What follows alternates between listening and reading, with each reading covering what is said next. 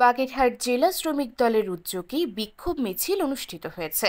বিএনপির ভারপ্রাপ্ত চেয়ারম্যান তারেক রহমানের বিরুদ্ধে ক্রমাগত ষড়যন্ত্রমূলক মিথ্যাচার ও অপপ্রচারের প্রতিবাদে জেলা শ্রমিক দলের সাবেক সভাপতি সর্দার লিয়াকত আলীর নেতৃত্বে সোমবার ২১শে জুলাই বিকেলে এক বিশাল মিছিল শহরের প্রধান প্রধান সড়ক প্রদক্ষিণ শেষে শহীদ মিনার চত্বরে এক আলোচনা সভা অনুষ্ঠিত হয়। আলোচনা সভায় প্রধান অতিথি হিসেবে উপস্থিত ছিলেন বাগেরহাট জেলা বিএনপির সাবেক সভাপতি এম.এ. সালাম। আলোচনা সভায় বক্তব্য রাখেন বাগেরহাট জেলা বিএনপির যুগ্ম আহ্বায়ক শমসের আলী মোহন, জেলা বিএনপির আহ্বায়ক কমিটির সদস্য সৈয়দ নাসির আহমেদ মালিক, মনিরুল ইসলাম খান, অধ্যাপক হাদিউজ্জামান হিরো, জেলা যুবদলের সাবেক সাধারণ সম্পাদক সুজন মোল্লা, জেলা স্বেচ্ছাসেবক দলের আহ্বায়ক জাহিদুল ইসলাম শান্ত সহ বিএনপি অঙ্গ ও সহযোগী সংগঠনের বিভিন্ন পর্যায়ের নেতৃবৃন্দ। বাংলাদেশকে থেকে বিতাড়িত করা কোনো রকম সম্ভব হতো না।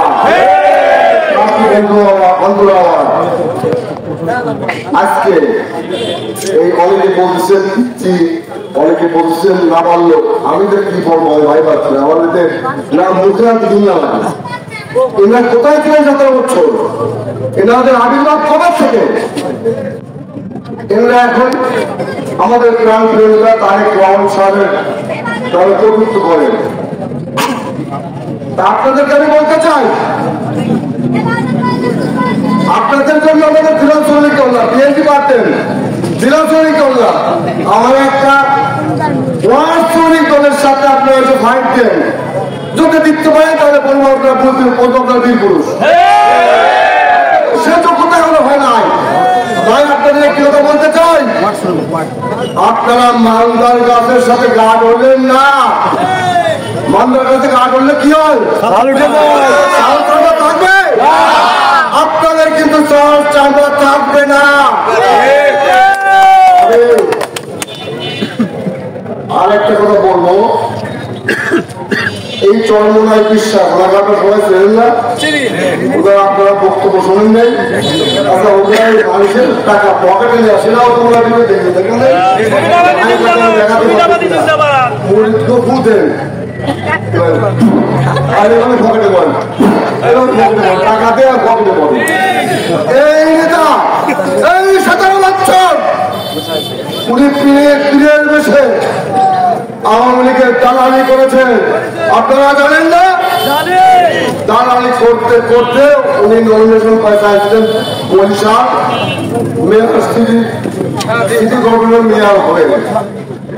উনি রবীন্দ্রনাথ হাসিনা বেশ ভালোভাবে দিচ্ছে, দেওয়ার পরে ঠিক মতোই নির্বাচনে মনে হয় 2-3 লাগে মোটামুটি কাজে ভেঙে দিতে দেখেন নাই।